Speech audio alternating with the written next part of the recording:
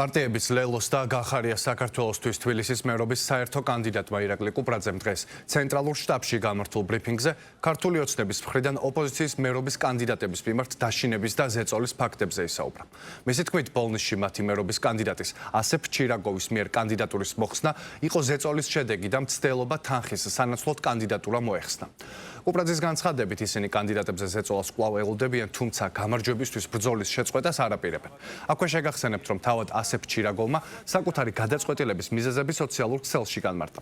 სამწუხაროდ ძალიან მალე დაურწმუნდი, რომ კონკრეტული ადამიანები ცდილობენ ჩემი რესურსი და გულწრფელი სურვილი საკუთარი პოლიტიკური ინტერესების დაკმაყოფილებისთვის ინსტრუმენტად გამოიყენონ. მეორე მხრივ დაურწმუნდი, რომ ქართული ოცნების კანდიდატი ბატონი ზამურ ჭითანავა გამარჯვების შემდეგ მართლაც იზრუნებს ბოლნისის განვითარებასა და მუნიციპალიტეტის მოსახლეობის ინტერესების დაცვაზე. სწორედ ამიტომ აღარ ვაპირებ ბატონ ზამურთან ხმების გაყოფას და გადავწყვიტე საკუთარი კანდიდატურა მის სასარგებლოდ მოუხსნა, წერს ჩირაგოვი.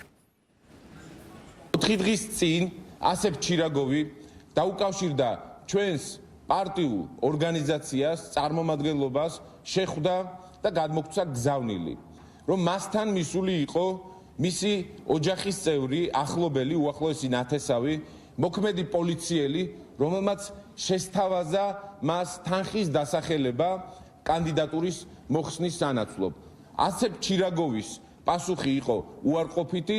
4 დღის შემდეგ ასეფ ჩირაგოვმა მოხსნა კანდიდატურა.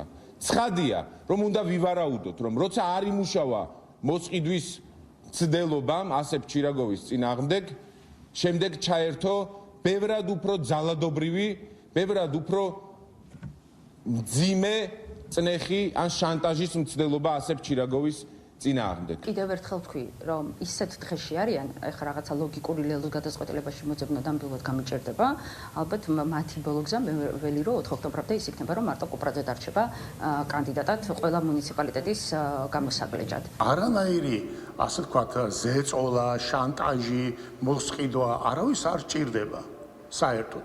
უბრალოდ ზოგიერთი ადამიანი აი ელისაშვილის გადამკიდე და სხვა ესეთი განცხადებების გადამკიდე ხვდება, რომ მისი ადგილი თურმე იქ არ ყოფილა და ცდილობს, რომ ამას გაანერიდოს. ამიტომ განერიდა ის ბოლნისში მათი კანდიდატი. არჩევნებში ხო დამარცხდებიან. მერე ხო უნდა თქვან, რატო დავმარცხდით.